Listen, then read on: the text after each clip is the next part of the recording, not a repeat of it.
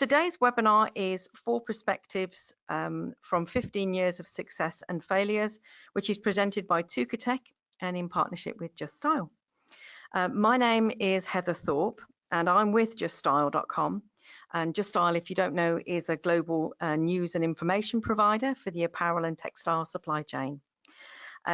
Today, I am joined by a panel of fashion industry experts who are from the varying areas of the supply chain. So they will be they'll be walking you through their own experiences with 3D.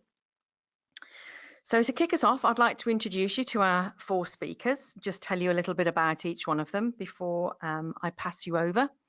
So first of all, I'll start with Ashish Amin, and he is the CEO for Jump Design Group in New York. Ashish has overseen the implementation of digital product development technologies for several brands, including BCBG and the Raymond Group. While at BCBG, he was exposed to 3D design and development by one of the vendors, Timex and Ferguson Group. So moving on to our next speaker, we also have Arshad Sattar. He's the director for Timex and Ferguson Group in Sri Lanka. He led the first company to use Tuka 3D for dresses back in 2005. And today, Timex caters to more than 100 brands and retailers. The company develops and produces 500 to 800 new styles every month. And Timex also has a retail presence with Avirate, a Sri Lanka-based contemporary brand. Next is Asfar Hassan. He's the CEO for Matrix Sourcing in Pakistan. He led the company as they started using Tuka 3D back in 2005 in Pakistan and Bangladesh. And in 2017, Matrix Sourcing launched Lulasar, their own brand for the local market in Pakistan. Lulasar is the first brand in Pakistan with an on-demand manufacturing model. Finally, we are joined by Ram Sareen. He's the chairman, CEO for Tukatech in Los Angeles. For nearly half a century, Ram Sareen has been a disruptor in the garment industry. This philosophy is now ingrained in the DNA of Tukatech, the fashion technology solutions company that Sareen founded in 1995.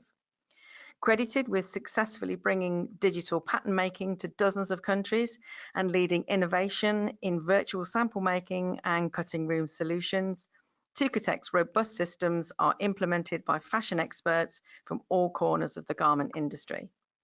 So a big thank you to each of our brilliant panelists for your time and willingness to share your experience with this hot button issue, 3D development in fashion. So the dark cloud has been looming over the fashion industry for the last several years, is the dreaded retail apocalypse, which has been marked by shorter lead times, more SKUs, lower prices and smaller quantities.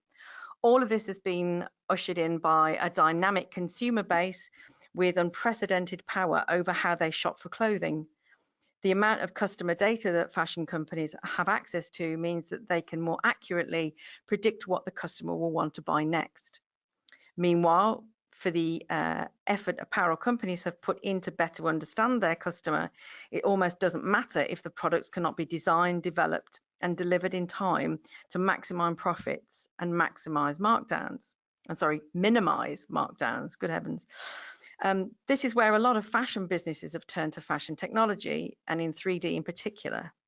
The hope is that the digital design and approval will shorten the development cycle time, empower designers' creativity, lower the cost of sample making, and ultimately get the right product to the right place at the right time. The reality of adopting any technology, however, is that technology adoption itself is not without its own challenges, whether from the people involved or with the software. Fortunately, our panel is battle tested in the area of 3D fashion technology, having worked with 3D for the last 15 years. In this time, they have overcome many of the challenges mentioned. These panelists were selected to represent experiences with 3D throughout the entire supply chain. Ashish has integrated fashion technology projects in several prominent brands. Arshad and Asfar are among the first to take on 3D as vendor and sourcing company, respectively. And of course, RAM has been a 3D technology provider all along. So they will share their experiences as 3D pioneers at a time when no one at all really was interested in 3D. And hopefully our audience will come away from this feeling more prepared to tackle whatever implementation stage they're in. So my first question goes to Ram, who is the chairman, CEO of Tukatech. Ram, as a fashion technology provider, how did you know that 3D was the way of the future for the fashion industry? Technology, I guess. Technology is really trying to control us, but being technology providers, we felt there's a different solution for different problems. So just having one application for everybody will never work. In the supply chain, as you can see, there are different people who produce, people who develop, people who design, people who approve, and then they need to collaborate. So we need to understand who has which problems. And everything revolves around one thing: patterns and sample. Without that, we have nothing to cut, nothing to show, nothing to make. Now, every other industry has gone into virtual development, automotive, aerospace. Apparel has been lagging behind for decades, and it has its own reasons, many reasons. One of them is fabrics. They behave differently, they drape differently. The people have different shapes, different bodies, they have different sizes. So we wanted to have 5 different objectives: better fit, better sell through, rather than just developing a sample size. We wanted to make sure all sizes have the right representation at the retail level, and better grading. But better grading meant we have to understand who is our size smallest one, and the larger to that, and the larger to that, and on, rather than just take the old 1903 grade rules and apply exponentially up and down, and then wonder why only sample size sells most.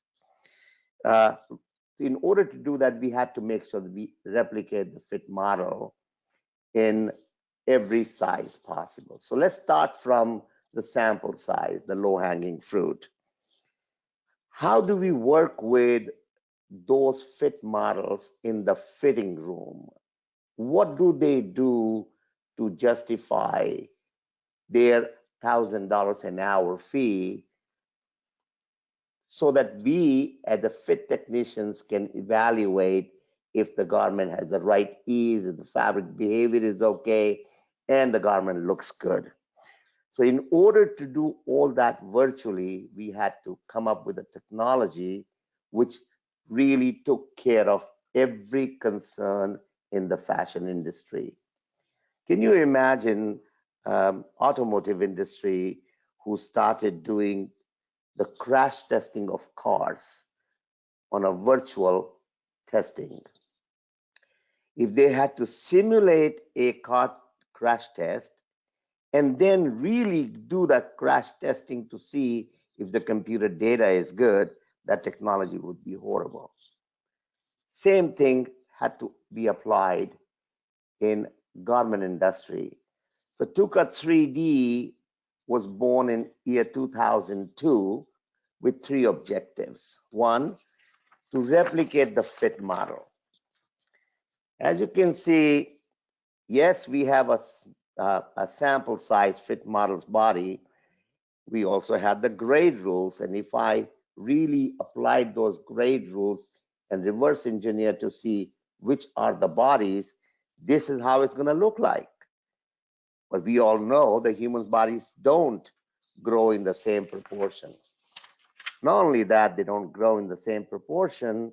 Every brand has a different fit model because they are catering to their own segment of people. Here's an example of half a dozen fit models in California. Each one of them, if I look at the measurements only for just the bust, waist, and hip, that's within half an inch. But as visually you can see, all of them have a different body shape. So we had to get the measurements and the shape, along with one more thing that we call motion, a real-time motion replicating exact drill that fit models have to go through when a fit session is done. Now, when we started working in sell-through, the second area, there was another challenge. So this was an example of one brand that we worked with.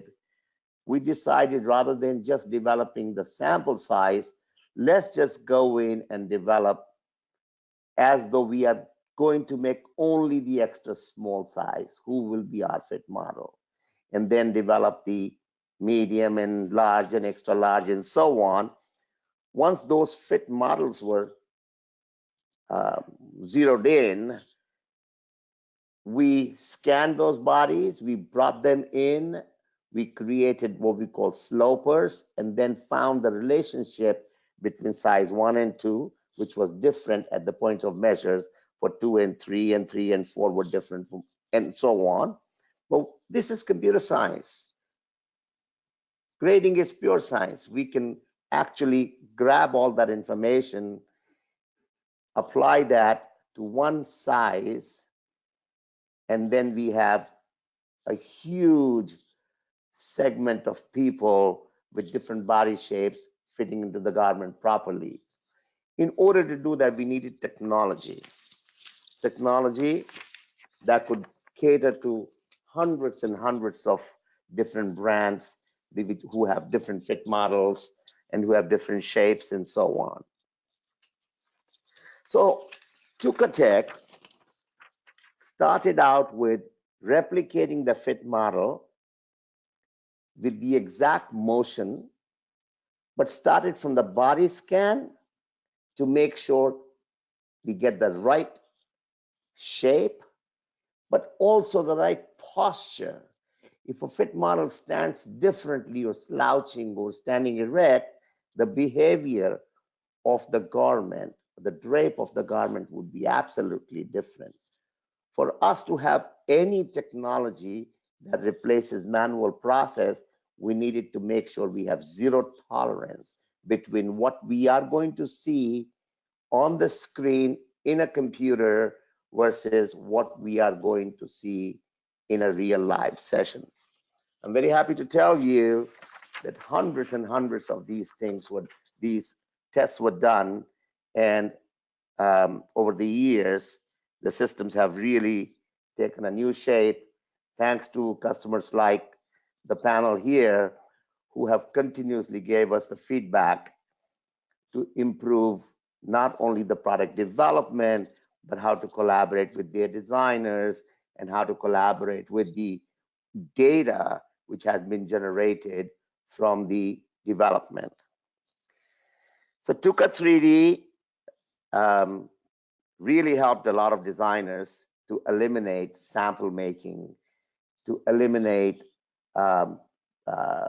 even fit sessions, and they could verify what they were going to see in a real live session.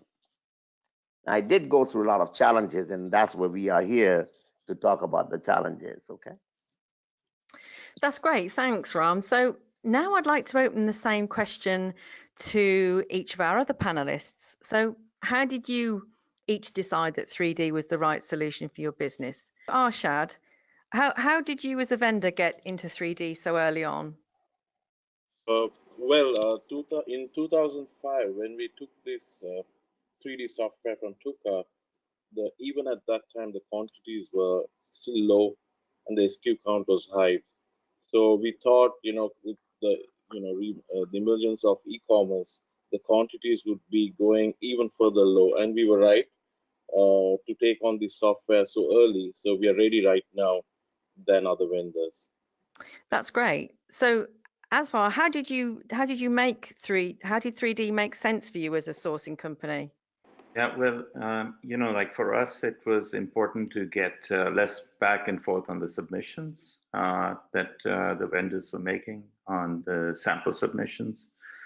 We wanted to speed up innovation and get more accuracy and reduce the cost of the whole process. And obviously, the ultimate benefit would have been speed to market, reduction of lead time. And that was the motivation behind our effort to get into this. I think we came in, a little too early. A lot of our customers weren't really in sync with the 3D environment that we were working in. But nevertheless, it did help us quite a bit. That's great, thanks. So Arshad and Asfar, you both started using 3D for virtual sample making in 2005. So were your internal teams more receptive or were they resistant? The teams were, basically we told them what really, 3D is all about and how it's going to help us as a vendor and be ready for, in 15 years or 10 years time when the e-commerce business and when the SKU counts still increase further. So they were ready. It was a slow process to change them, to make them understand, but the software was great. The learning was faster. They could grasp it very quick, and we learned a lot in the last 15 years how and the improvements of the software.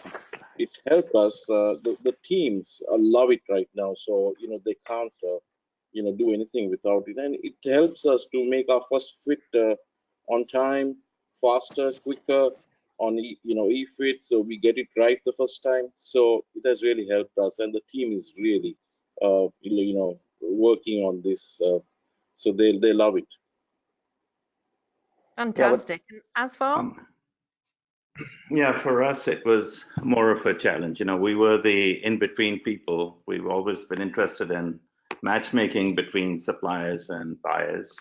And we try our best to facilitate that with as many technology tools as possible. But we were really pushing this solution. I think, first of all, it took a long time for us to train our people because there was no ready-made people available in the market. And then the mindset was also, why are we doing this differently than how it's being done already? So there was a lot of resistance. But I think we quietly went about our work and were persistent with the effort that we believe in this and that it can help us. So we kept pursuing the technology, and we kept, I think the benefits for us were that our comments became more accurate, because sometimes when the customer would pass a comment which was hard to interpret on paper, we would be able to visually show this to the vendor in their sampling room, and that helped us get more accurate samples. Oh, that's great. So Ashish, let's see if we've got you back now. A lot of the resistance towards 3D today seems to come from brands and designers in particular. So how receptive were your teams to approving digital samples? I think we've lost him. Sorry, everyone.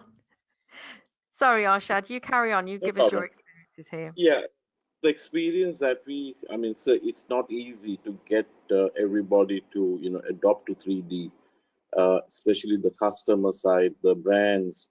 The challenge is still there, and it's of course changing. But one particular incident I would like to address it to the audience here. So the when we started up, we had a technical director of one of our customers called Ginny Chow. She was the first person to look at our 3D, and in that time it was BlackBerry as opposed to iPhone or computer or iPad. So she was looking and approving on BlackBerry. So that once she switched on to iPhone, she was so hooked on to it. So she had to immediately call Tuka and say, guys, I need the version for iPhone, and so they were ready, but they took time. As I said, even now we have challenges, but I think it is becoming a reality that the 3D is going to speed up your process. it is required to at least to reduce the sample process. I wouldn't say it will eliminate it, because still people want to see at least one sample, but it's getting there. And from a vendor point of view, it's fantastic, because we have to work very, the lead times are shorter, then we need to work faster, and the cost as well to make samples. So for us, it's been a great help that people are changing at the moment. Excellent, thank you. Do we have Ashish now? Yeah, can you hear me? Yay! Okay, Okay. Ashish, you give us I've your been listening. I've been listening patiently to everything, so that's good. Lovely. So good morning, good evening, good afternoon to everybody around the world. So sorry about this microphone issue, but so a few things to answer your question, Heather. Back in 2003, 2005, when garment manufacturers all over the world were trying to find sourcing efficiencies and bringing costs down, and with all the quota situation in China having disappeared and all of the stuff going on, we were looking at technology to really move us to the next level. There was the whole .com boom and all of that going on. And I, came across the 3D technology with Timex, because they were sending me samples that really, were quick to fix. And when I visited them back in Sri Lanka in those days, I saw the setup and, partnered up to try and get a lot of the 3D samples going. And at that time, the technology was not even close to what it is today. It probably was, I would think, 5% of what it is today. And there were a lot of challenges in terms of, we couldn't really define the moving models and, define fabric weights and stretchabilities, and all of that is there now. So, that's how we started as a brand. And then we also took it to menswear in 2008, where we got men's shirts going and, plaids and different prints, and were able to really take it to a technical level for consumption, saving money. So one thing led to another, and the 3D impact started having more leverage on different parts of the business. So that was our early 3D story.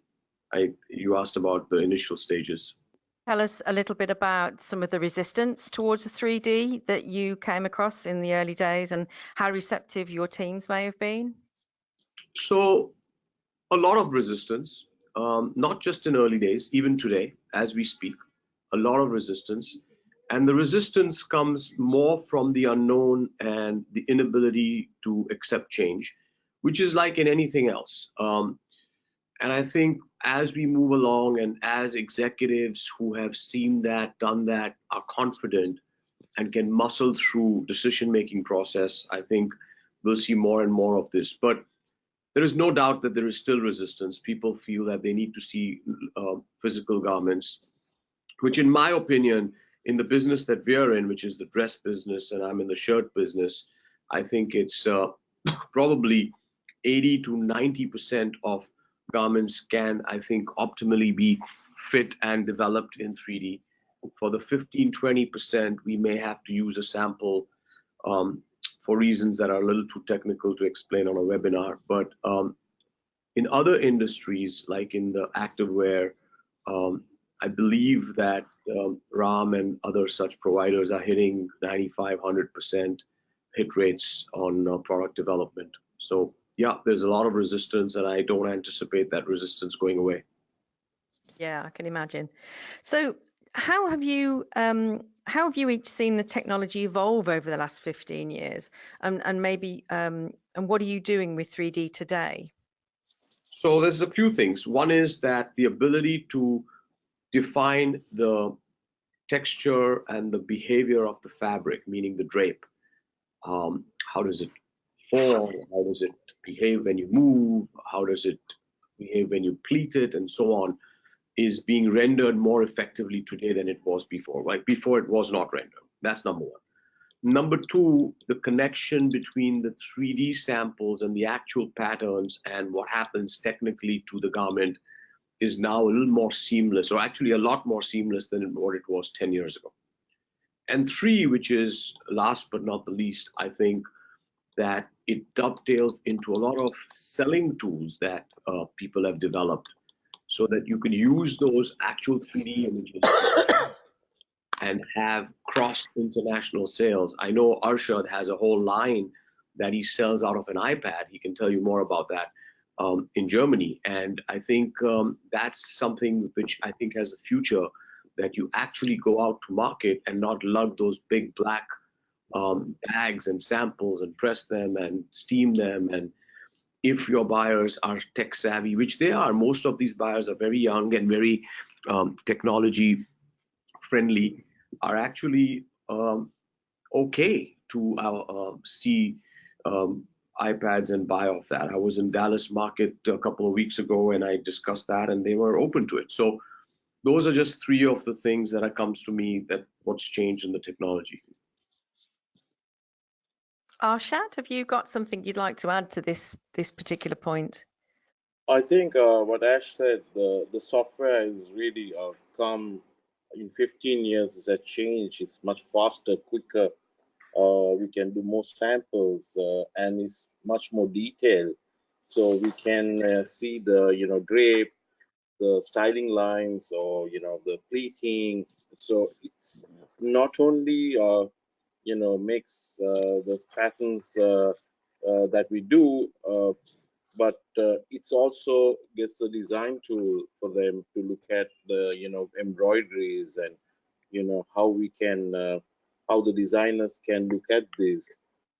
And today they have a software, Tuka 3D Designer Edition, so it's much easier to work with designers as well. And there's a strong the big database that we have of digital patterns. So for us, it's been amazing with 15 years of history in this. So we don't need to start from the scratch. We just have to take the certain patterns and small adjustment, and the 3D, the rendering, everything is much faster, quicker. And as Ash was saying, in Germany we show a whole line. My sales team there show a whole line to customers where it's all on 3D for them to pick, and the sales today happen with this. So it's a great tool, not only for pattern making, but as a selling point for designers or the buyers or customer. They can look at different designs, change what they want. If they want a different color, it's quick to adopt, quick to change. So from a vendor point of view, it's fantastic for me to have this software. Asfar, do you have something you'd like to share? Yeah, definitely. So, like we've been tagging along this technology for a long time. And what we've noticed is, first of all, the challenges in the rendering speed. So to convert flat into 3D took a long time. You had to literally leave the rendering overnight to see the results the next morning in the beginning. But now they're happening more or less in real time. The other thing was availability of staff who understood and knew how to use the software. And, it's much more universally available now. And it's easier to find people who kind of are, even the colleges and universities are pumping out people who are already familiar with the software. The third thing was that universal acceptance. So we were like an island doing this stuff earlier on, but today, like everybody wants to be on the technology bandwagon. And in terms of digitalization, they're looking for new ways to capitalize on it to reduce cost, reduce time, and improve efficiencies. The fourth thing was that we had very poor libraries in those days. So we were the first movers, and there was very little available to replicate on. And like Arshad pointed out, now you've got your past work, and you can multiply on that a lot more. The fifth thing was availability of fit models and avatars, the virtual fit models. So like Ram has also learned over many years that it's important to develop different regional fits, different types of bodies, and every size is unique. So those are much more accurate today. The sixth element was that of connectivity and collaboration. In those days, there was no such thing as a cloud. Today everybody collaborates on a cloud. There's large amounts of data that goes on the cloud for collaboration. And these are the technologies that have changed, which have made it possible today to accept and use this technology in a much more beneficial manner. And we're experiencing this. So we're very happy that we stuck to it. And it's helped us, enter new dimensions of business. On the screen now is, Ram is showing you the brand we launched, which was basically a total digital brand based on on-demand manufacturing. And on-demand meant that from concept to market were 35 days. The first day the designers start working on a new season, it lands in the market in 35 days. And it's possible because of this technology. We don't produce samples. The virtualization and visualization is all done on 3D. And the only time we produce the sample is when we need models for photo shoots, etc. And hopefully in the future that'll go away as well, because that's a huge cost also. The other thing is that in on-demand manufacturing, our production lead time is 3 days. So as the orders come in, we produce in 3 days to those orders, which means no inventory. And that's a big advantage we have over any competition. We run 12 seasons a year and 36 drops in those seasons. And that helps us keep everything exciting. We literally have cult followers for our site and our Instagram pages where people come regularly to see what's new, and they latch onto it. And we launch about 60 to 75 styles every month. So that, I think, would not have been possible without this technology. It's the enabler. That's fantastic. So Ram, have you got things that you would like to add to any of this? Well, absolutely. As everybody mentioned, the evolution, we can see we've come a long way. It has been a lot of learning. And we started this at many fronts, not only at the retail level, but also in the fashion institutes and technology educational enterprises. I'm happy to tell you that there are about 200 fashion technology colleges and trade schools who now teach with Tuka 3D. But everything has to start from 2D. So we all understood one thing, that pattern making is an art. And believe it or not, even today in Europe, more than 85% of the pattern makers make patterns on paper. In Asia, wherever Tukatech is, and we have trained more than 40,000 pattern makers till today, nobody is ever touching paper. To get to 3D, your 2D is the key. Get that thing right, get the blocks right, eliminate grading, eliminate marker making, because all those are just pure sciences and computers can take care of it. Very soon, and I mean this, very soon, we will be announcing something absolutely not imaginable. And thanks to computers and artificial intelligence and computer learning, we have tried to automate pattern making. Even that can be done. So 3D is really two sets. One is to see how the garment fits, how the garment behaves. And the second thing is for the designers who can look at, hey, how does this colorway or that embroidery and so on looks. As you can see, in the early ages, when, as Asfar said, without the cloud, we were moving things on the emails, we were making movies, we were sending printouts, people were hand scribbling on that, comments, but all those were happening along with giving us lessons to look at how we can improve on that. Tuka Cloud was developed. This patented process really collaborates everybody. Doesn't matter what they do, it's like having one file that contains everything as you develop, and once it is developed, all those assets become usable. But the designers can work on their graphic systems from the same files. The retailers can look at those graphic garments, and so on. The objective was basically to have a seamless communication, and whatever has been done, turn that into an asset. Can Arshad or Asfar or Ashish talk a little more about Tuka Cloud?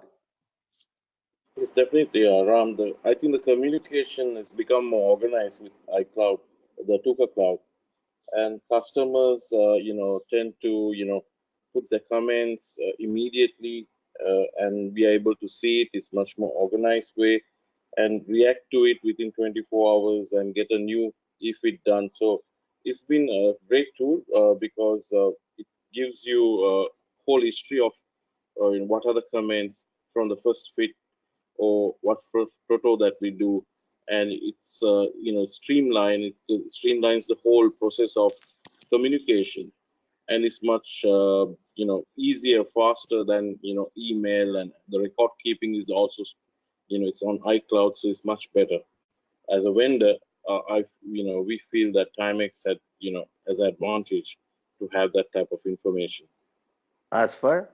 Yeah, so basically the cloud becomes like a co-design space where people, and we work with a few influencers as well, and everybody can work in their own time.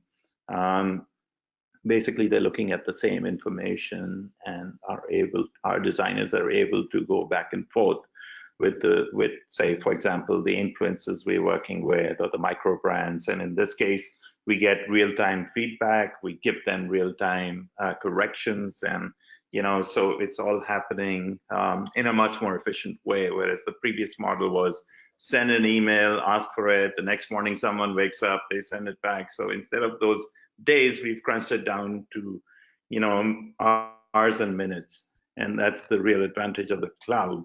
And the other advantage is that you can store enormous amounts of data and information and also catalog it in a way that these search features are easy to get to exactly what you're looking for. Ashish? So for me, the cloud, from everything that they've said, yes, agree with all that. But there's a couple of things which needs to be developed, and I think it'll become more and more useful. A is that the cloud will allow more people to be involved in the actual process dynamically through time zones, like Asfar said, and also more importantly, be able to make changes on the fly. So what does that mean? So that means that on the embroidery and all of this stuff, you don't have to really save and share and send and download and so on. So I think that has a big value. I'm not really sure how it impacts the ongoings yet because we haven't fully implemented all of that stuff. But I think there's definitely huge value to putting it on the cloud. I want my designers and the fabric people to interact on the 3D, not just the fit people and the production people. Well, with all fairness, it's being implemented as the database in your supply chain fills in. It is a natural progression, but as Asfar said, it already is connected together. Now, let me give you a little bit of insight. The inspiration came in from 2 points. One was everybody's been talking about PLM, and I yet have to see one PLM installation where the entire supply chain is on one system. There isn't one, not in the apparel. But let's just make it a bite-sized project.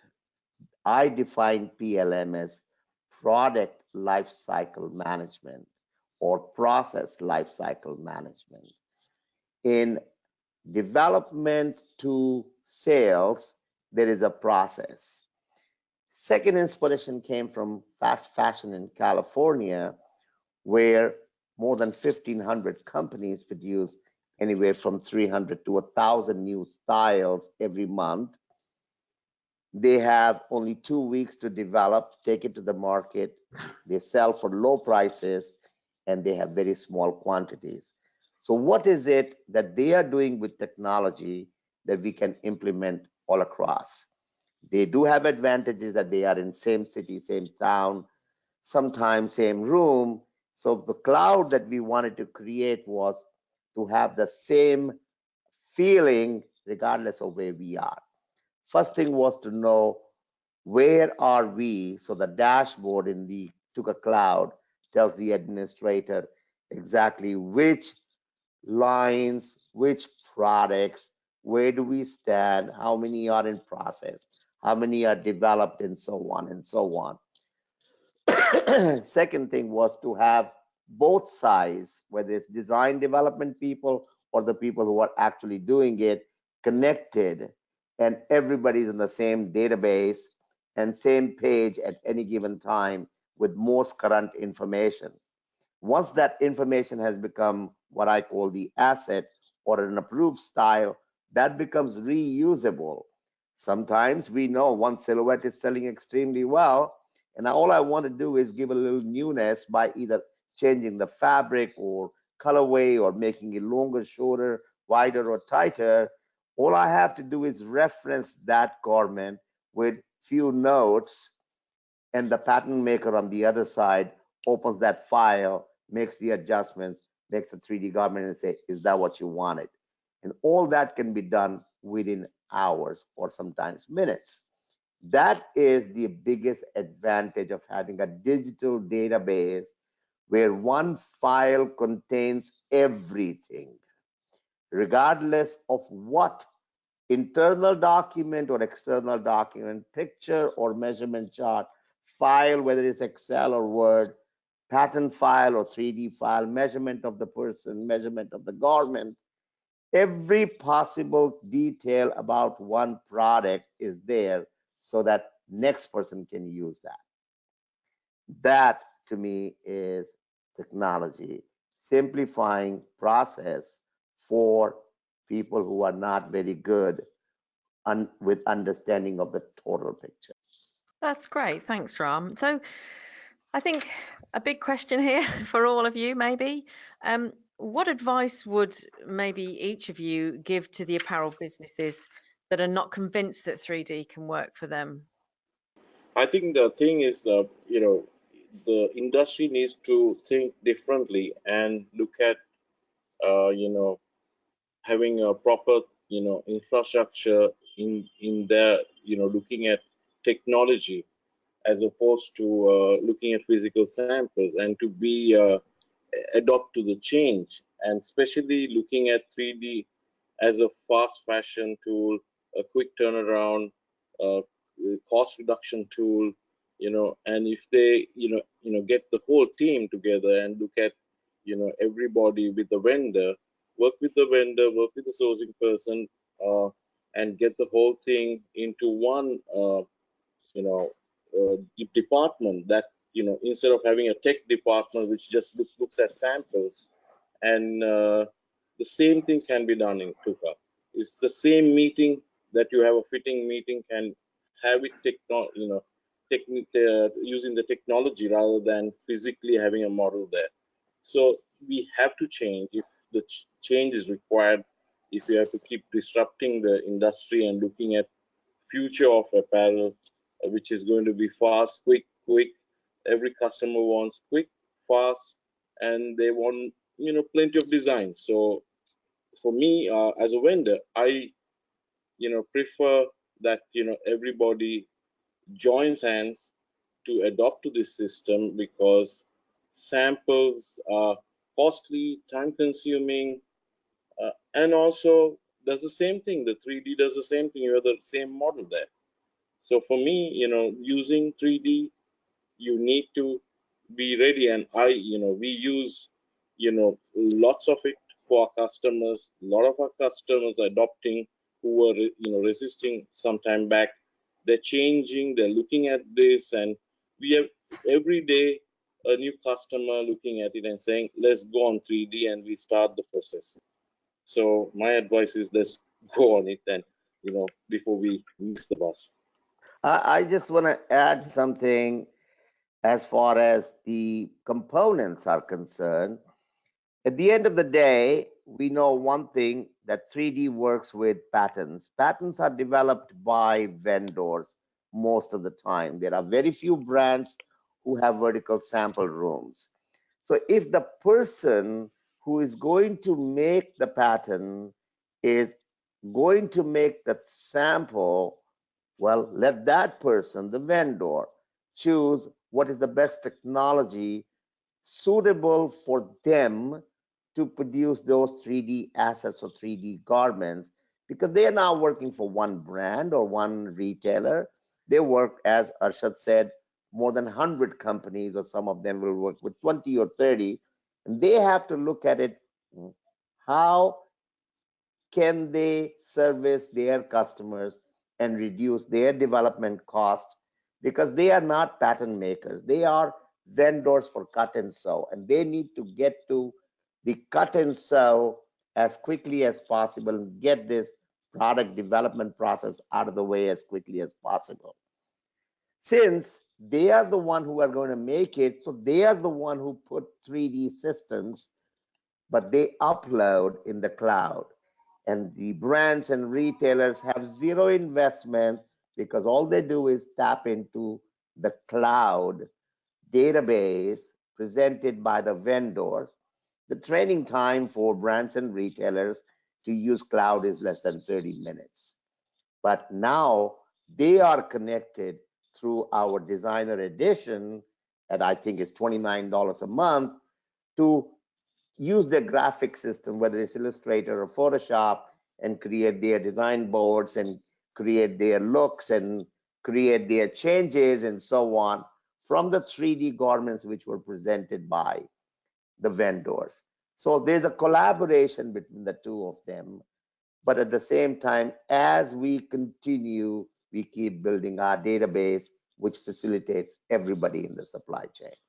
Fantastic. Thanks for that, Ram. So now it's time to open the floor to our devoted attendees for today, who've sat very patiently and listened to this educational information. So I hope everybody's got something out of this, but do drop us a line if you've got any questions. We've got a couple already in, which I'm going to try and get through now. So I'll start off with this one, and I think this is probably good for Arshad. So Arshad, what does it take to get started with 3D? You need to have a very good path making software. Well, we use Tukatech, and from Tukatech we, make the first pattern, and then it's moved on to 3D. We also use, when the demand is more, because we don't want to keep investing in software.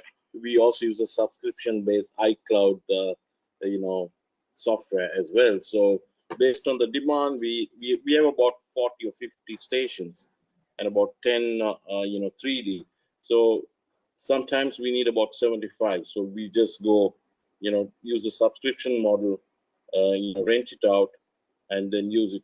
So you need a good pattern making software before you really have to do 3D. Fabulous. Thanks for that, Arshad. So as far, how do you find people to make 3D samples?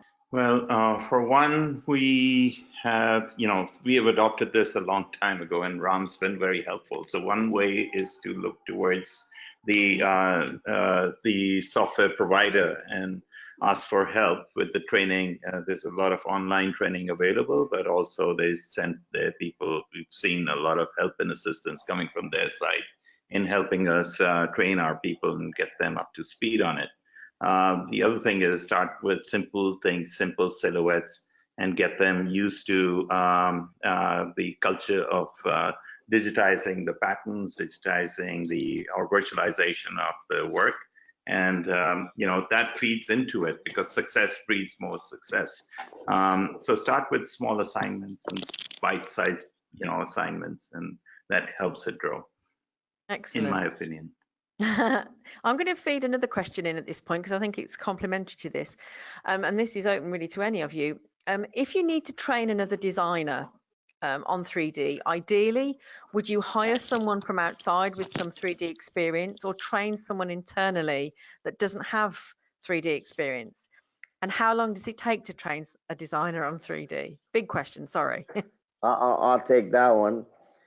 First of all, for reassurance purposes, all systems sold by Tukatech come with unlimited training because we don't know how stupid or smart the person is.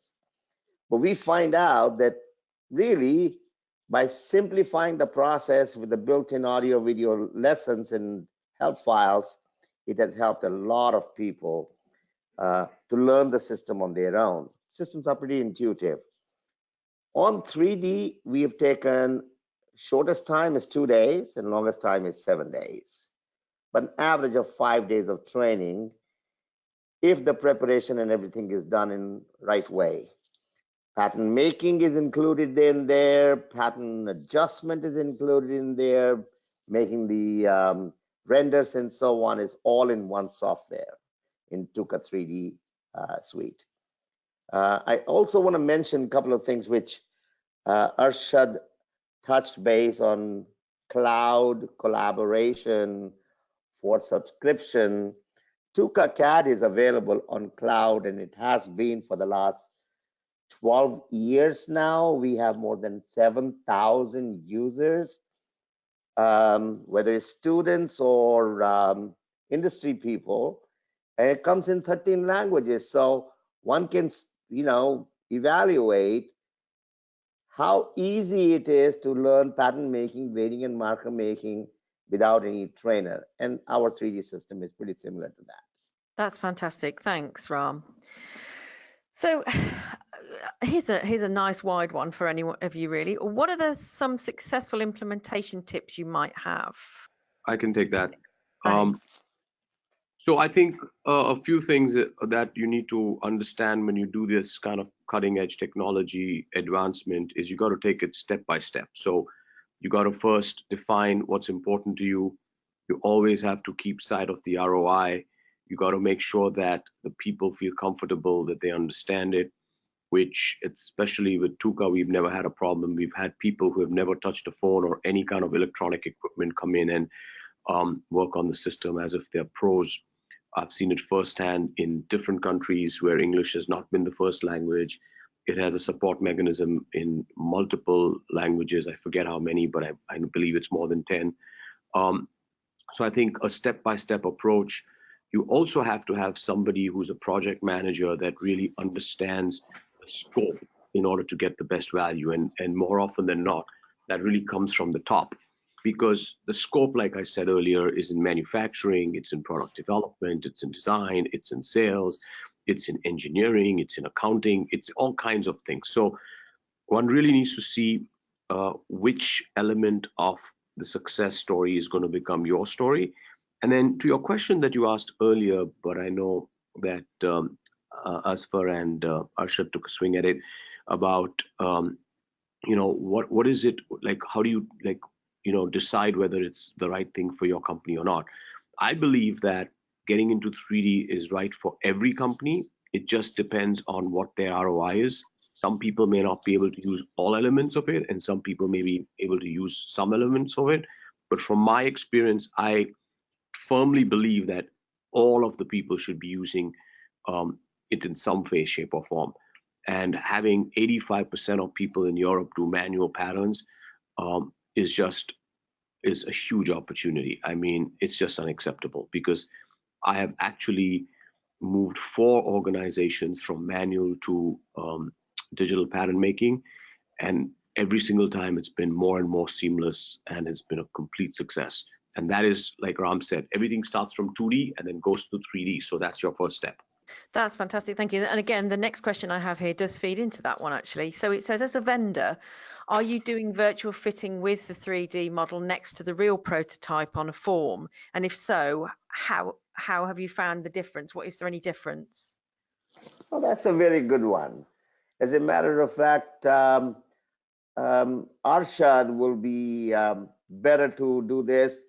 When we started with Timex, they had a lot of dummies, which were supposed to be the replication of the fit models. Since we don't work with dummies and we work with real fit models body, and we body scan those fit models and built a 3D model of those, the operator will do the 3D simulation on the computer and then make a garment from there and try to fit on the dummy, which will look absolutely different because the shape is different between the dummy and the real model. There was a lot of frustrations because of that. Finally, we all agreed that we are not going to work with the dummies. And all of a sudden, it was like the cloud went away and everything became sunshine all over because you are now connected one-to-one. Today, that misunderstanding has been going around. The same dummies are now available in the digital format where somebody drapes the garment on that, designers look at it, they approve the look, but you cannot make a garment that fits from that data. So the vendors are still making 2 to 3 fit samples after doing 3D and other technologies. To me, that is a tease without any benefit except satisfying the designers who have now created a 3D look rather than the first sample, which they generally rejected. So to have a technology, you have to have zero tolerance between what you see and what you get. And then whatever you've developed, that should be usable all the way in the entire process. Otherwise, it's not a technology. Fantastic. Thanks for that, Ram. That's a fantastic way to end today's presentation. We've got loads of questions that we haven't got time to get through, so I will be passing those straight through to Tukatech and the panelists to help with offline. Thank you again to all our brilliant panelists today. They've been amazing. You can see the Tukatech details on your screens now, phone number and email address, so please do get in touch with them. They're a really friendly bunch. They won't bite you, I promise. Thanks again to everyone, and thanks for joining us, and hopefully we hear from Tukatech again in the near future. But the rest of you have a great day, and thanks everyone for your input. Cheerio. Thank you, Pamela. Bye-bye, everyone. Thank you, everybody. Bye for now. Thanks. Thank Bye-bye. Thank you. Yeah, bye-bye.